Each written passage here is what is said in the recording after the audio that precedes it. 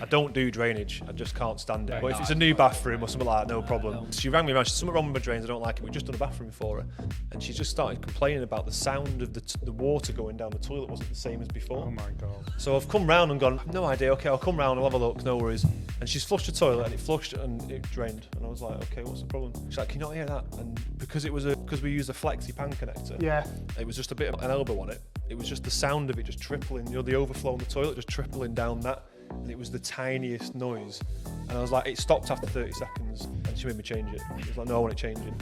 And it's little things like that. But because she was so used to the sound of her toilet before, this was a problem for her. So a problem to us isn't a big problem, but to her it was like, she flushes the toilet, gets in bed in the room next door, and she can hear this for like 20 seconds. Or is that just an excuse not to pay you? Do you know what I mean? That's what I think.